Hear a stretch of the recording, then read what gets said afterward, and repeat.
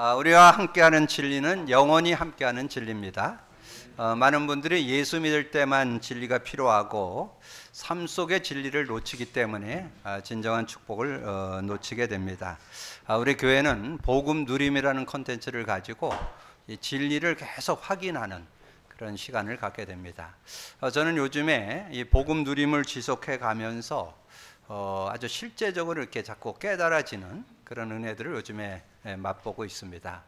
여러분 수요 메시지를 좀 많이 참고를 하시면 실제적인 그런 내용들을 좀 정리할 수 있습니다.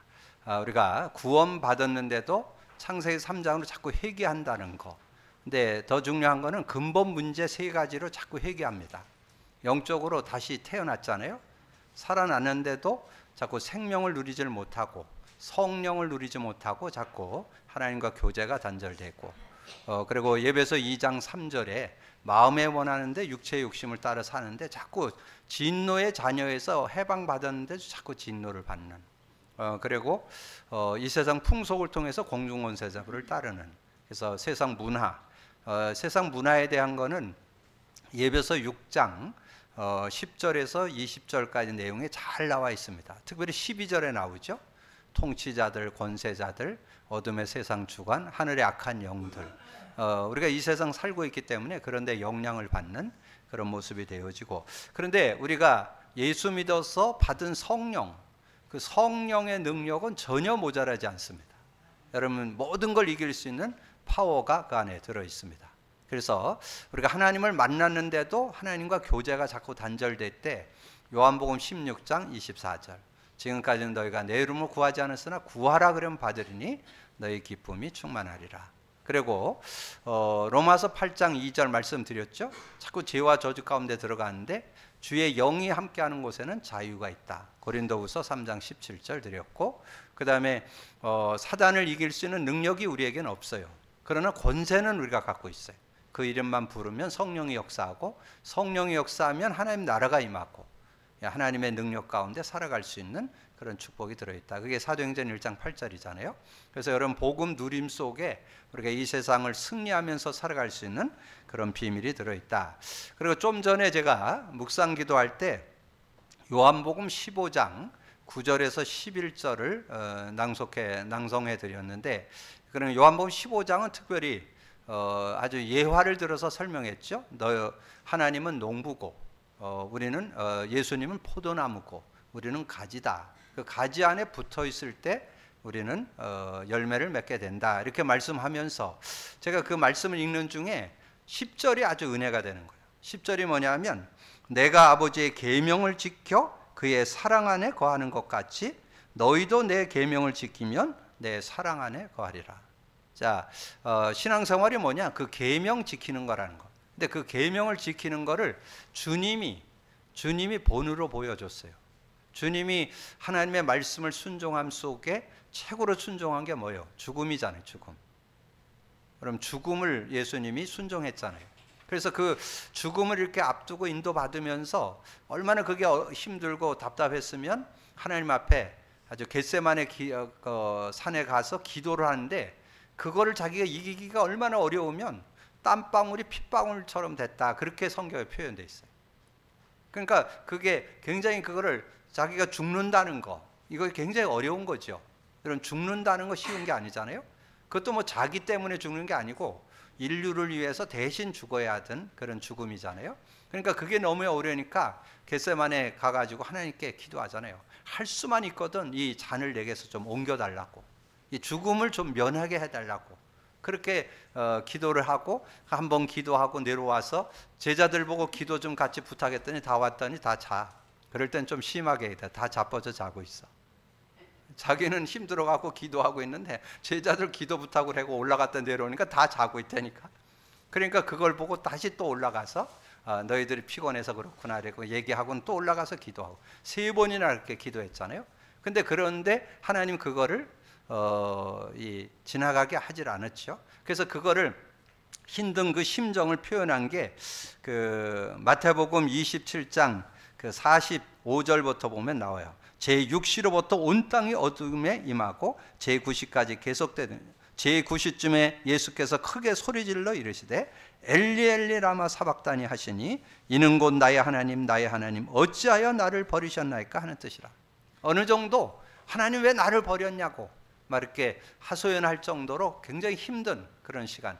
그런데 그것은 해도 되고 안 해도 되는 게 아니에요. 예수님은 그거 해러 왔죠. 어떻게 보면 죽으러 왔다 해도 과언이 아니죠. 그래서 요한복음 1장 29절에 했잖아요. 그 사도 요한이 세례 요한이 사도가 아니고 세례 요한이 예수님 오시는 거 보고 세상 죄를 지고 가는 어린 양이라. 그 구약에 수많은 양 잡던 그 양을 대신해서 오셨다는 것을 얘기하는 거죠. 그러면서 예수님이 십자가에서 피 흘릴 때 그 피로 말미암아서 영원한 속죄.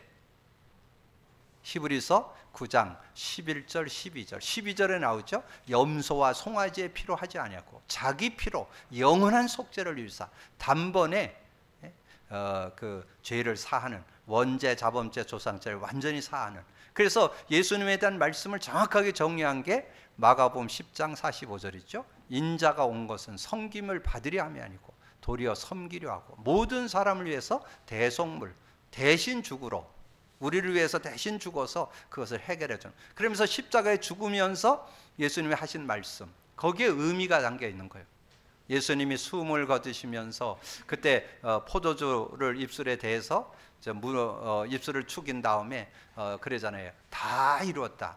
그 다 이루었다 속에 뭐가 들어있어요? 그리스도가 들어있습니다. 그리스도가. 그래서 우리 인간을 하나님 만나는 길을 열기 위해서 죽으셨고, 죄 문제를 해결하기 위해서 죽으셨고, 사단의 일을 멸하기 위해서 죽으시는 그런 분이신 것을 말씀하죠. 그래서 하나님의 말씀을 완전히 순종했던 그 모습을 가지고 요한복음 15장 10절에 얘기하는 거예요. 내가 아버지의 계명을 지켜 그의 사랑 안에 거하는 것 같이 너희도 내 계명을 지키며 내 사랑 안에 거하리라. 그래서 여러분이 지금 복음 누림은 곧 하나님의 계명에 순종하는 거예요. 영원히 함께하는 진리를 실제로 누리는 거. 근데 이 누림 속에 복음의 능력이 들어있고 또 하나 들어있다고 그랬죠.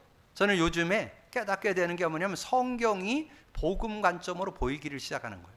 여러분 이게 돼야만 진정한 신앙생활이 될 수 있어요.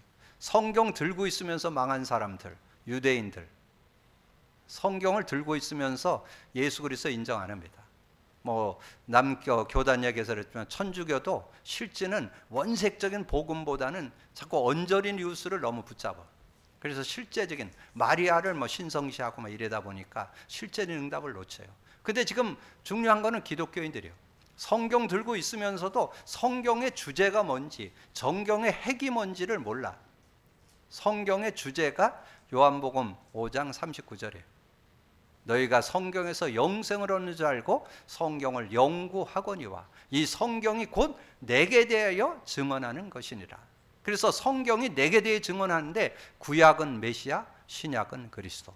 그러면 구약에 여는 열쇠가 메시아인데 메시아 관점으로 볼 때 여러분 확실하게 정리하고 있어야 돼요. 성경 구약 39권을 한 손에 딱 들고 있어야 돼요.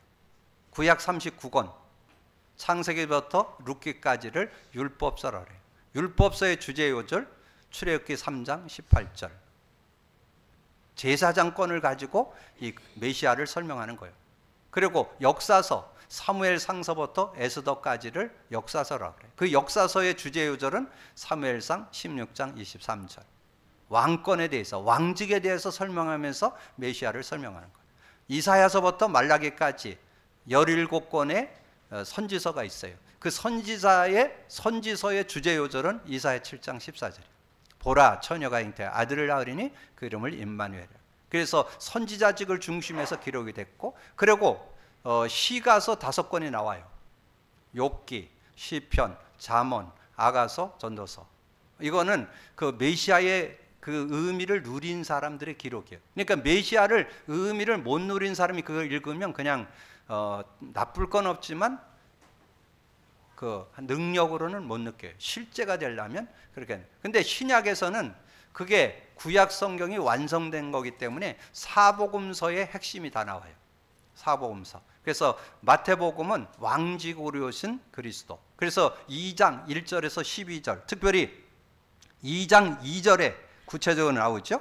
유대인의 왕으로 나신 우리가 동방에서 그의 별을 보고 그에게 경배하러 왔노라. 유대인의 왕으로 나신 이가 어디 계시냐? 우리가 동방에서 그의 별을 보고 그에게 경배하러 왔다. 그렇게 유대인의 왕권으로 오셨다는 것이 마태복음의 주제예요. 그래서 왕으로 오셨다. 왕으로 오셔서 어떻게 했어요? 마귀의 일을 멸하셨다. 성령을 힘입어 귀신을 쫓아내는 것이면 하나님 나라가 임한다. 마태복음 28장 18절 뭐예요? 하늘과 땅의 모든 권세를 가진 그분이 여러분과 함께 하잖아요. 그래서 흑암 권세를 다 꺾고 세상의 신을 꺾고 승리케 하는 그런 비밀을 가지고 예수님이 오셔서 그 주제를 가지고 그 흐름을 가지고 마태복음을 봐야 마태복음이 능력이 되는 거예요. 실제가 되고 능력이 되는. 마가복음은 뭐예요? 제사장권. 근데 그 제사장권은 뭘로 설명하느냐? 그 중풍병자를 통해서 설명을 한 거예요. 중풍병자가 병들었는데 그 중풍병자를 데리고 예수님께 왔는데 너무 사람이 많아서 못 들어가겠어. 그래서 지붕을 뜯고 달아내렸는데 예수님이 그 병자를 보고 한 얘기야. 예수께서 그들의 믿음을 보시고 중풍병자에게 이르시되 작은 자야 내 죄사함을 받았느니라. 그러니까 그 중풍병이 뭐 때문에 왔다는 거예요? 죄 때문에 왔다는 거죠. 죄로 인해서 모든 것. 그래서 아까도 말씀드렸지만 마가복음 10장 45절에 인자가 온 것은 섬기려 모든 사람이 죄 때문에 온갖 고통 저주장을 받는데 그거 담당했대. 대신 지기 위해서 오셨다는 거죠.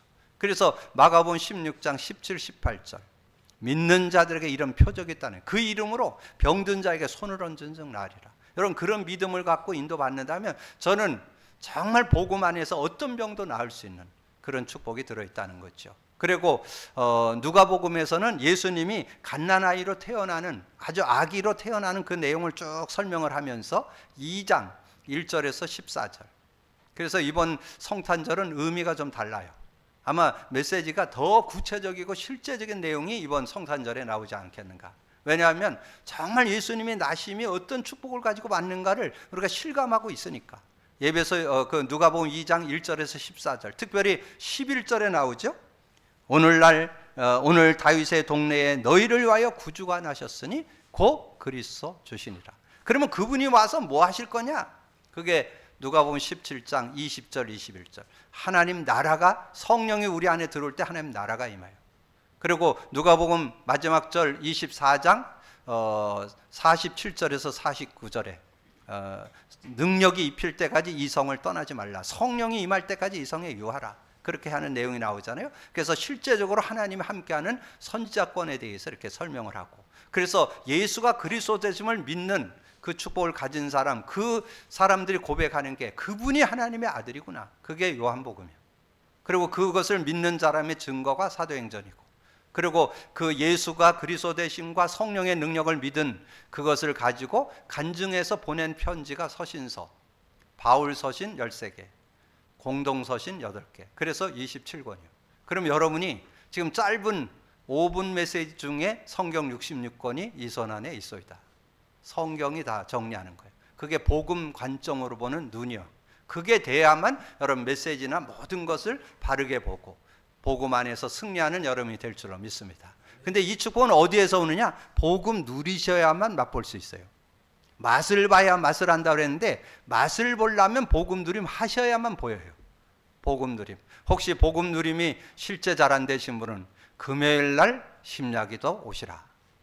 심야기도 오시면 우리 전사님과 또 우리 많은 우리 성도들님 같이 간증하고 포럼하는 날로 이제 인도받고 있습니다. 아마 중요한 응답들을 금요일 날 확인하게 될 겁니다. 왜냐하면 복음 누림이 다라는 거를, 그래서 어떤 분이 그런 얘기 하더라고요. 아유, 목사님이 있어서 포럼하려면 부담된다 그런다고. 근데 제가 있어야 돼요. 왜냐하면 제가 여러분이 복음 누림을 그렇게 누리는 거야. 이걸 봐야 또 구체적으로 설명해 줄 수 있잖아요. 그러니까 여러분 저를 부담 갖지 말고 애래 유익한 거예요. 왜냐하면 저를 가르쳐 주는, 복음 누림은 저렇게 하는 거야. 이렇게 현장을 확인하는 기회가 되니까. 여러분 금요일을 기대하시라. 개봉박두. 2번 지나갔는데 어쨌든 여러분 금요일 날 마음 담고 오셔서 오픈 포럼도 하시고 같이 즐기는 그런 시간이 되시기를 바랍니다. 자, 그렇게 되면 지난주 영원히 함께하는 진리를 이제 뭐 해야 되겠어요?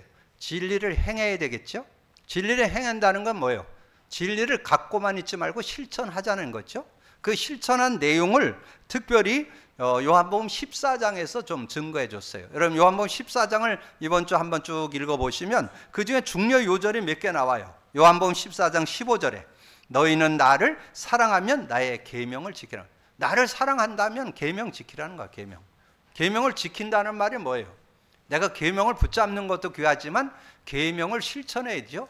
진리를 실천해야 실제적인 응답을 받는다는 거죠. 요한복음 14장 21절에 나의 계명을 지키는 자라야 나를 사랑하는 자니 나를 사랑하는 자는 내 아버지께 사랑을 받을 것이요 나도 그를 사랑하여 그에게 나를 나타내리라.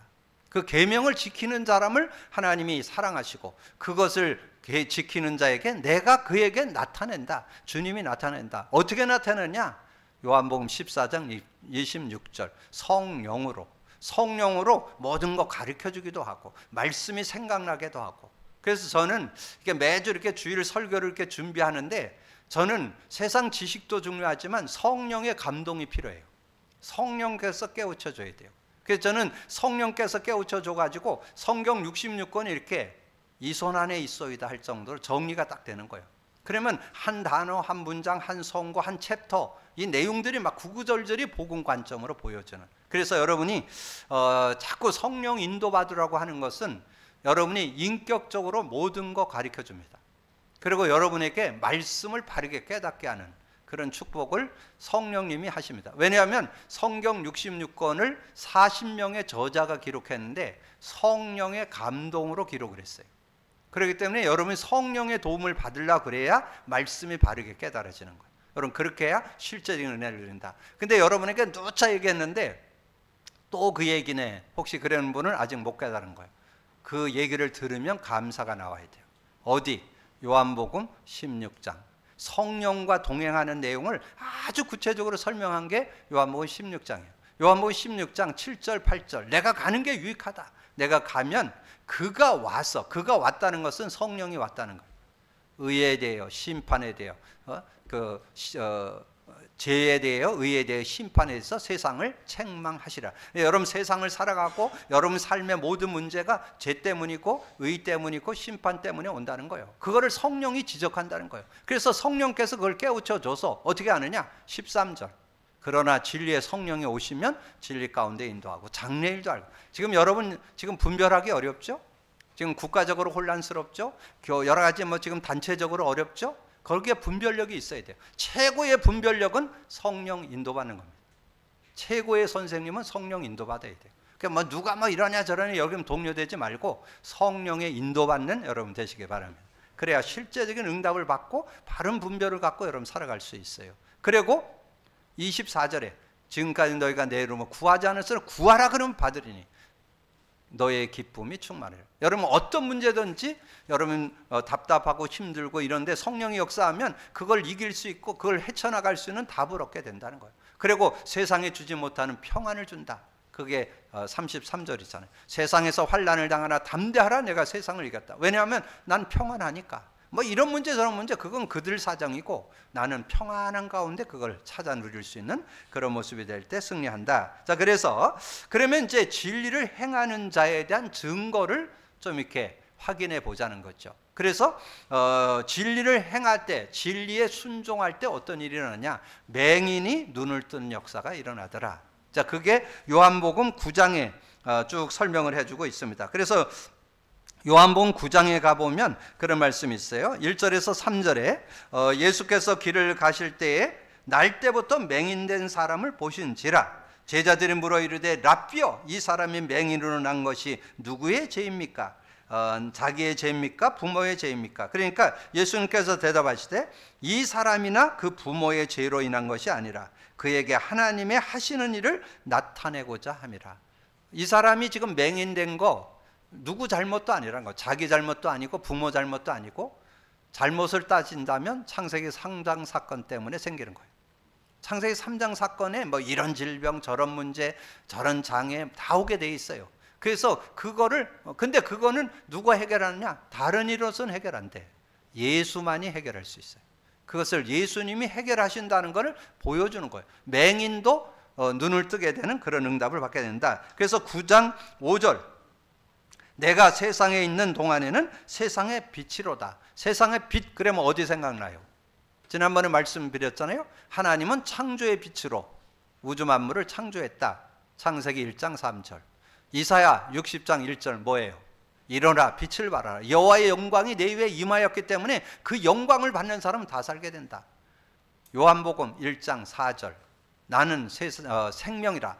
나는 세상의 빛이라. 그랬죠? 그러니까 예수님의 빛, 예수님의 그 생명의 빛을 갖는 사람은 누구든지 다 살게 되는 그런 응답이 있음을 말씀해 주는 거죠. 그래서 5절에 내가 세상에 있는 동안에 세상의 빛이라. 이 말씀을 하시고 땅에 침을 뱉어 진흙을 이겨 그 눈에 바르고 이르시되 실로암 물가에 가서 씻으라 하시니, 실로암은 번역하면 보냄을 받았다는 뜻이라. 이에 가서 씻고 밝은 눈으로 왔더라.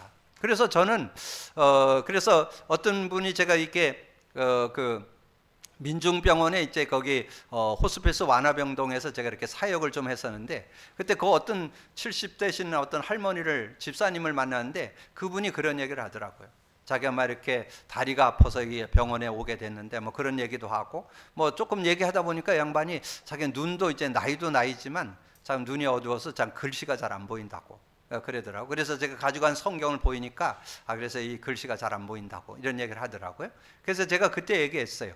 이 말씀 실로암이라는 거, 요거를 좀 얘기하면서 정말 실로암, 하나님이 함께 하시면 눈이 열려질 것이다. 그래서 그리스도 고백 선포를 계속 하라고 그랬는데, 양반이 한 3개월 고백 선포했는데요, 진짜 눈 밝아졌어요. 그래서 이렇게 뭐 이렇게 편지 오고 그러는 것도 안경 없으면 못 보고 돋보기로 보고 그랬었는데, 나중에 안경 안 쓰고. 근데 이분이 참 지혜롭더라고요. 여러분, 눈을 밝게 하는데 유익한 거 뭔지 아세요? 청색을 좀 바라보는 게 좋아요. 그래서 여러분 가끔씩 들에 나가서 저 뒤에 나무 있잖아요. 저런 푸른 청색을 좀 많이 쳐다봐야 돼요. 그러면 눈이 많이 이렇게 밝아지는 그런 효과예요. 그러니까 이분이 병원에 앉아가지고 창문을 내다보면서 계속 그 푸른 나무들을 쳐다보고, 그리고 고백 선포를 계속했는데 3개월 만에 눈 밝아졌다니까. 자, 그런 응답들. 그래서 실제적인 그런 응답. 그래서 이제 눈이 어두웠던 사람이 실로암에 가서 이렇게 낫게 되는 그런 응답이 있었는데, 9장 11절 12절에 보니까 그런 말씀 있죠. 대답하되 예수라는 그 사람이 진흙을 이겨 내 눈에 바르고 나더러 실로암에 가서 씻으라 하기에 가서 씻었더니 보게 되었다. 이 말씀에 순종했을 때, 진리에 순종했을 때 그 증거, 눈이 떠지는 그런 응답을 받게 됐잖아요. 그래서 그들이 이르되 그가 어디 있느냐 이르되 알지 못하나. 어디 있는지도 알지 못하. 그냥 그분이 시키는 대로 했더니 눈이 열리게 되는. 여러분, 복음 누리시면 어떤 문제든지 해결될 수 있습니다. 순종은 제사보다 낫다. 여러분이 순종하시면 증거 받습니다. 여러분, 진정한 하나님의 응답과 축복을 누리는 여러분 되어지시고, 그리고 예수님은 선한 목자라. 요한복음 10장은 여러분 집에서 한 서너 번 읽어보세요. 예수님이 우리의 목자시다 하는 것을 아주 구체적으로 설명했어요. 여러분, 구약에서 목자의 축복을 제대로 누린 사람인데 다윗이에요. 다윗이 지은 시가 73편이라 그랬죠. 시편 150편이 있는데 그 중에 73편을 다윗이 썼어요.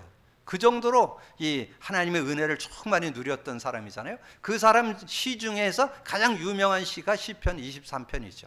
근데 그 23편이 어떤 상하침대에 누워갖고 기록한 게 아니라니까. 사울 왕에게 쫓겨다니면서 막 정말 죽음의 사슬을 넘어다니면서 고백한 거예요. 여호와는 나의 목자시니 내게 부족함이 없다. 여러분도 그렇게 되기를 주님으로 축복합니다. 여러분, 어떤 일을 만나든지 주님이 목자 된다면 전혀 문제될 거 없어요. 주님을 목자로 모시고 승리하는 여러분 되기를 주님으로 축복합니다. 그래서 10장 7절 10절에 그렇게 말씀을 했죠. 그러므로 예수께서 다시 이르시되 내가 진실로 진실로 너에게 말하노니 나는 양의 문이라. 나보다 먼저 온 자는 다 절도요 강도니 양들이 듣지 아니하였느니라. 내가 문이니 누구든지 나로 말미암아 들어가며 구원을 받고 또는 들어가며 나오며 꼴을 얻으리라. 도둑이 오는 것은 도둑질하고 죽이고 멸망시키는 것뿐이요 내가 온 것은 양으로 생명을 얻게 하고 더 풍성히 얻게 하렴. 예수님이 오신 것은 생명을 주시고 그 생명의 풍성한 은혜들을 누리는 그런 삶이. 근데 지금 많은 분들이 간구하고 있어요. 생명은 갖고 있는 거는 누구나 다 인정해. 예수 믿고 영생 얻었다, 생명 얻었다, 거기까지는 다 알아. 뭐 새 생명 얻었다 굉장히 강조하는데 복음 못 누리면 실제가 안 됩니다. 그 생명 속에 복음의 능력이 들어있어요. 그리스도와 성령, 이걸 실제화시켜야 여러분 승리할 수 있습니다. 그래서 지금 많은 분들이 복음 갖고도 온갖 가지 세상의 유혹에 다 넘어져. 뭐 실수할 수도 있고 넘어질 수도 있겠지만 실제 우리에게는 승리할 수 있는 증거를 줬습니다. 생명 속에 복음이 들어있습니다. 복음 누리시기를 주님으로 축복합니다. 그리스도를 여러분 의지해야만 여러분 세상에 유혹되는 것을 이길 수 있습니다. 그걸 완전히 이길 수 있는 게 성령의 능력이요. 그래서 진리의 영. 그래서 문장 하나 드렸죠. 성령이 기도할 때 반드시, 고백 선포할 때 반드시 성령이 역사하는데 그 성령의 능력을 여러분 아는데 그거를 문장으로 외우라 그랬죠. 그가 와서 죄에 대해, 의에 대해, 심판에 대해서 세상을 책망하십니다. 그래서 하시리라 그랬는데 그걸 문장으로 만들었어요. 성령은 죄에 대해, 의에 대해, 심판에 대해서 세상을 책망하십니다. 이렇게 여러분, 그래서 저는 요즘에 고백 선포를 하면서 그걸 같이 붙여서 해요. 주는 그리스도시요 살아계신 하나님의 아들이시다. 이건 신앙 고백이요. 그리스도는 하나님 만나는 길이 되십니다. 죄와 저주에 해방 주셨습니다. 사단이 이긴 권세를 주셨습니다. 성령은 죄에 대하여, 의에 대하여, 심판에 대해서 세상을 책망하십니다. 이 문장을 같이 이어서 하니까 성령에 대한 실제가 아주 좀 더 구체화되는 그런 응답을 좀 받고 있습니다. 그러면서 14절에서 16절에 그렇게 말씀을 했죠. 나는 선한 목자라. 나는 내 양을 알고 양도 나를 아는 것이, 아버지께서 나를 아시고 내가 아버지를 아는 것 같이 나는 양을 위하여 목숨을 버리노라. 또 이 우리에 들지 아니한 다른 양들이 내게 있어 내가 인도하여야 할 터이니 그들도 내 음성을 듣고 한 무리가 되어 한 목자에게 있으리라. 그래서 예수님이 선한 목자이기 때문에 여러분 목자의 음성을 듣고 잘 순종한다면 하나님 주시는, 그 중에 순종 중에 순종이 뭐냐? 복음 누림이다. 저는 그렇게 확신합니다. 그래서 복음 누림한다면 여러분 삶도 승리할 수 있고, 여러분 일에도 승리하고, 여러분 미래도 승리하고, 모든 사역 속에, 만남 속에 증거를 있는 그런 축복이 있을 것입니다. 그러면서 27절에 그렇게 말씀을 했죠. 20절, 내 양은 내 음성을 들으며 나는 그들을 알며 그들은 나를 따르니라. 내가 그들에게 영생을 주노니 영원히 멸망하지 아니할 것이요 또 그들을 내 손에서 빼앗을 자가 없느니라. 그들을 주신 내 아버지는 만물보다 크심에 아무도 아버지 손에 빼앗을 수 없느니라. 그래서 여러분이 예수 생명 가지고 있는 사람에게 꼭 붙잡을 요절 하나 드렸죠. 요한복음 17장 3절. 저는 그 말씀을 묵상하면 굉장히 힘나요. 영생은 곧 유일하신 참 하나님과 그가 보내신 자 예수 그리스도를 아는 것이니이다. 그래서 여러분이 신앙 고백하고 그 의미를 깨달을 때 여러분 완전 자유를 얻게 되고, 그리고 성령의 역사이기 때문에 완전 승리하는 그런 축복이 있습니다. 그러면서 죽은 나사로를 살리셨습니다. 그러면 이 죽은 나사로를 살리는 건 부활에 대한 얘기죠. 그래서 여러분이 메시지 중에 꼭 놓쳐지지 말아야 될 메시지가 뭘 것 같아요? 예수님의 죽음과 부활이죠. 그러면 아까 죽음에 대해서 조금 설명드렸지만 예수님의 죽음을 이렇게 딱 생각할 때 여러분 기억해야 될 게 있어요. 예수님의 죽음은 여러분의 근본 모든 문제 해결하는 그런 축복을 주신 것이다. 그래서 아까 얘기했죠. 요한복음 1장 29절에 세상 죄를 지고 가는 하나님의 어린 양이다. 그래서 예수님이 왜 죽으시러 오셨느냐? 그래서 예수님이 십자가에서 죽으면서 얘기했잖아요. 다 이루었다. 그 다 이루었다 속에 뭐가 들어있다고요? 참 선지자가 들어있고 제사장이 들어있고 왕이 들어있잖아요. 그래서 성경 구절 얘기했죠. 히브리서 10장 19절 20절, 히브리서 9장 11절 14절, 히브리서 2장 14절 15절. 그러니까 그것이 아주, 여러분 가서 읽어보세요. 그대로 표현되어 있습니다. 하나님 만나는 길을 열었고 죄 문제를 해결해 주셨고 사단의 일을 멸하고 우리를 완전 평생 죽기를 무서워하면서 종로 타는 우리를 놓아주려고 오셨음을 설명해 줍니다. 그러면서 고린도전서 1장 18절에 십자가의 도가 멸망하는 자들에게 미련한 것이고 구원 얻을 우리에게는 하나님의 능력이라. 그래서 제가 힌트 드렸죠. 여러분 자매들, 여자분들 이렇게 보면 이 십자가 목걸이하고 귀걸이하고 있는 분들 종종 있다니까. 그때 한번 여러분 그게 복음 전하는 문이 되는 거예요.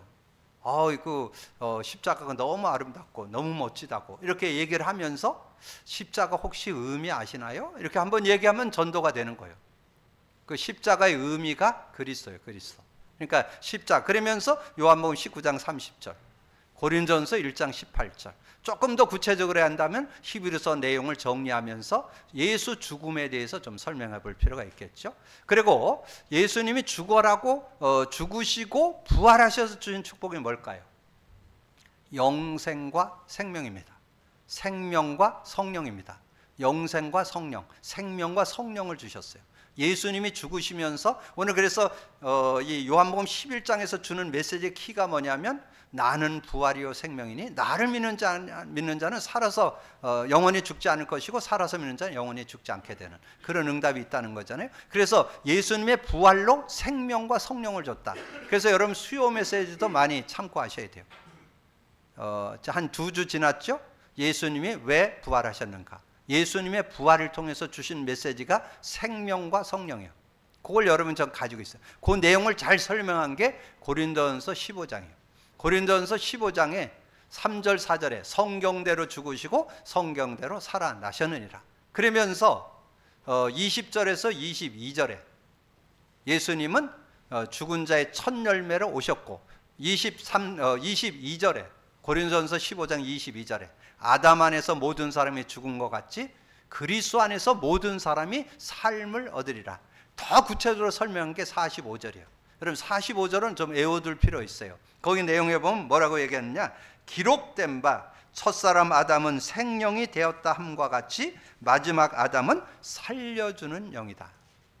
첫 번째 아담 하와는 생령이었고 두 번째 아담은 살려주는 영, 우리를 영을 살려주는, 생명을 회복시키는, 성령을 회복시키는 그런 분으로 오셨다는 거죠. 그렇게 알고 이 본문은 한번 읽어보면 되는 거예요.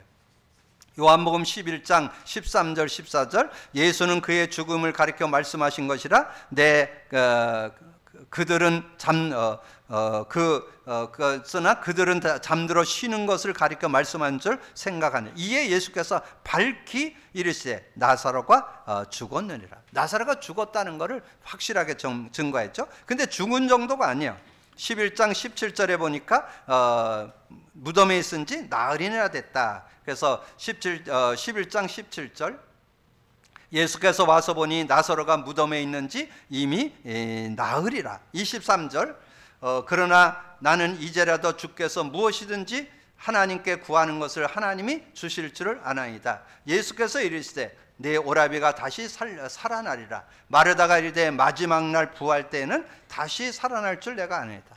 그랬더니 예수님이 얘기하죠. 나는 부활이요 생명이니 나를 믿는 자는 영원히 살겠고 살아서 믿는 자는 영원히 죽지 않으리라. 그런데 그런 모습이 됐는데 지금 나흘이나 돼서 냄새나는 그런 상황이 됐잖아요. 그랬을 때 여러분 11장 40절 예수께서 이르되 내 말을 내가 믿으면 하나님의 영광을 보리라 하지 아니하였나 하시고 돌을 옮겨 놓으시니 예수께서 눈을 들어 우러러 보시고 이르되 아버지여 내 말을 들으신 것을 감사하나이다. 항상 내 말을 들으시는 줄을 내가 알았나이다. 그러나 이 말을 하옵는 것은 둘러선 무리를 위함이니 곧 아버지께서 나를 보내신 것 같이 그들로 믿게 하려 함이니이다.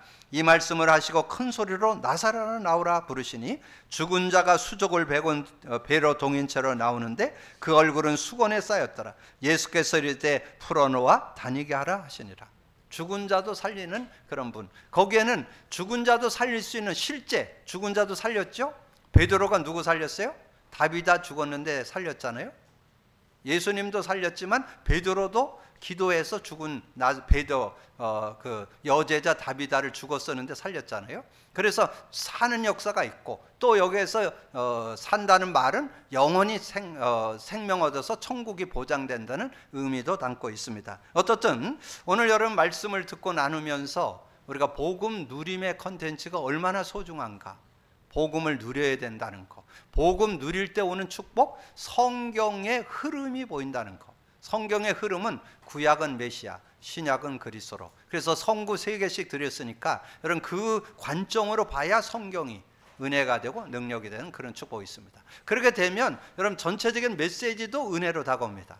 요즘에 여러분 메시지 듣는 중에 뭐를 깨달아요? 문제에는 답이 있고 갈등에는 갱신이 있고 여러 가지 위기 속에는 기회가 있다 그러잖아요. 근데 거기에 확실한 답은 복음 누리면 그게 확실하게 아멘 돼요. 뭐 그게 틀린 말은 아닌데 실제가 되려면 복음 누리면서 그걸 묵상해 보면 정말 문제의 답이고, 갈등에는 갱신. 여러분 갱신하라고 그랬잖아요. 상대는 여러분 못 바꿉니다. 여러분이 갱신하고 여러분이 바꿔야 돼요. 그리고 어떤 위기가 와도 상관없어요. 복음의 능력은 그 안에서 중요한 응답과 축복이 들어있습니다. 여러분 그런 믿음 갖고 살 수 있는. 그래서 여러분 복음을 누리셔야 여러분 삶이 되고 되어지는 축복 속에 들어가고, 그리고 여러분 듣고 나는 말씀이 누려져야 되는데 말씀 전에 여러분 메시지 전에 깨달아야 될 게 성경이요. 성경을 바르게 알고 있어야 여러분 메시지를 바르게 깨달을 수 있고 흐름을 제대로 탈 수 있는 여러분 그런 축복 속에서 승리함이 있는 여러분 되기를 주님으로 축복합니다. 주님 감사합니다. 오늘도 귀한 날 주시고 귀한 말씀 나눌 수 있도록 은혜 주신 거 감사합니다. 은혜 가운데 인도받게 하시고 정말 우리가 복음 누림이 개인화 생활화 체질화되어서 모든 것 속에 복음의 능력이 되게 하여 주옵시고, 특별히 아버지는 우리가 들고 있는 성경이 복음 관점으로 보여져서 말씀을 듣고 나누는 메시지가 능력이 되고 그 축복 속에 살아가는 우리 모두가 될 수 있도록 역사해 주옵소서. 감사하고 주님 예수 그리스도 이름으로 기도하옵나이다. 아멘.